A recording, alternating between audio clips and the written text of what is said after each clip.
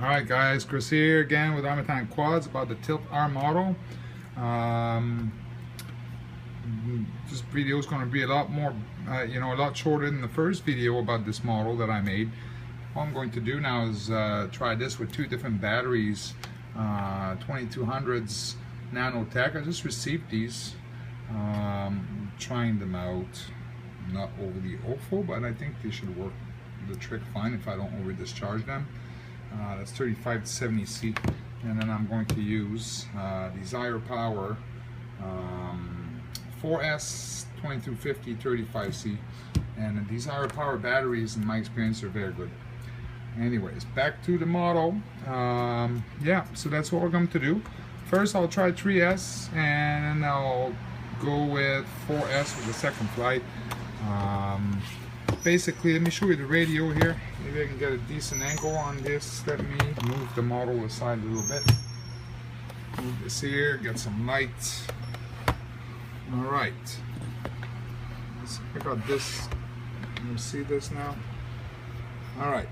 So far, my tests are showing me that on 3S, I will hover right around here. That's about 3S hover.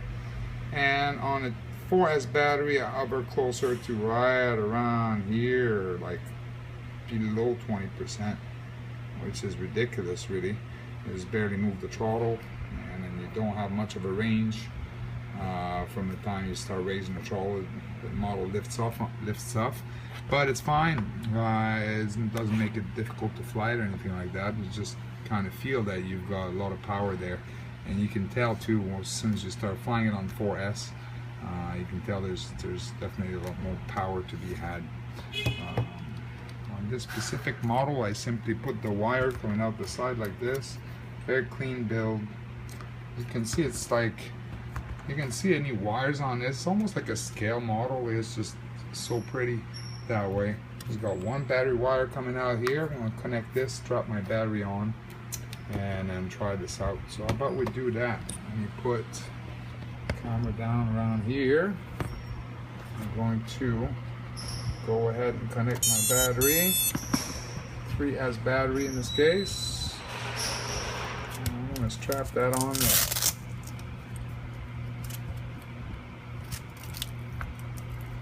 Another nice thing about this model is that there's not really any restrictions in terms of size of battery you can fit on there. There's so much room. You can go 6S with this, no problem, like no issues. Could run, say, RC timers, 30 amps, 2 to 6 SCSCs inside the arms. They'll fit in there fine. And you could have a massive 6S setup on this with 8 motors. It'd be just a ridiculous machine. Like, it would be ridiculously fast. But yeah, basically those are some of the options that you have with this model. So we're all powered up, bound to my radio now on 3S battery. So let's have a quick look. Let me put the camera on my head. I personally prefer a 3S setup most of the time because it's actually enough for me, even for acrobatics. But in this case, excuse me, having the ability to go much bigger than this is very nice. So here it is. Hopefully I got it in the frame there. I'm increasing the throttle. I'm about 20% now. I'm looking at my radio. This is 20% here. This is on 3S, 20%.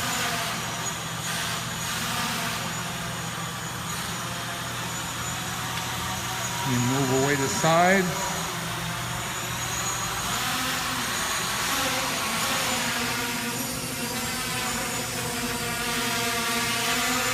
Let me get this in the hover now, and let me look at the radio. I'm at, that's ridiculous. About right around 35%, 32 to 35% to hover on 3S. That's only 3S.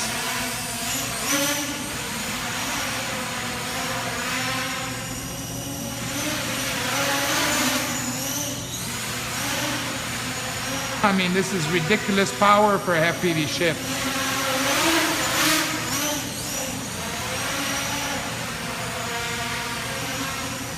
And the handling is just fantastic. Perfect COG. You can put the battery anywhere you want on it to get the perfect center of gravity, and it shows. I've test flown this earlier now. I've already got it set up to where I want it to be, and I've got a perfect center of gravity on this now. The mullet is running one shot. ESCs are Simon K with COM PWM enabled.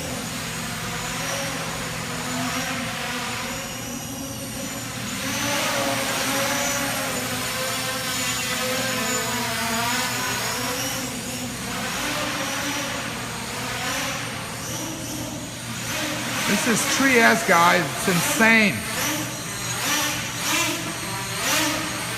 It's 7-inch props.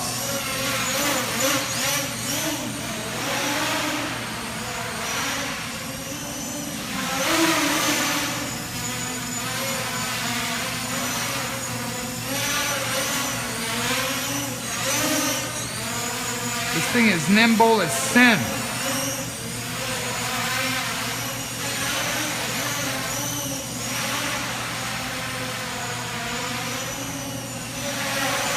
And that's it for the 3S test. And then this. Let's take that back to the shop and throw a 4S battery on there. Now we're not going to give the ESCs a break either. I'm just going to quickly take that off.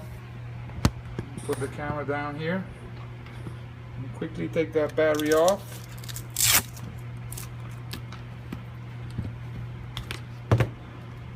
And throw in the 4S. Throw on the 4S.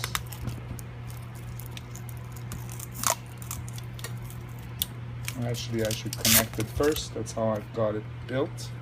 Connect. And clearly here, the sound is louder too with 4S, obviously. Alright, center that on there as best as I can. Just move back a little bit because at the front I've got the GoPro equipment. I want to move back just a little bit. Make up for that weight difference, and that's about right there. Put the camera on my head.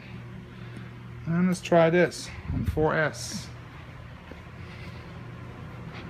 I actually went outdoor today in a couple of tests, like steep climbs and stuff, things like that, to really test it out. And as I was doing the video, the bloody phone rang. Kind of didn't make me very happy. This is 4S now. As soon as you touch the throttle, that thing wants to go. I'm at about 15% now.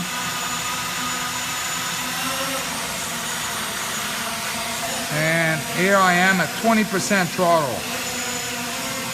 And actually, no, it's more like 18%. Let me check again. About 18%. At 20%, basically, I'm climbing lightly. This thing is just mad. It's got a ton of power. It's ridiculous.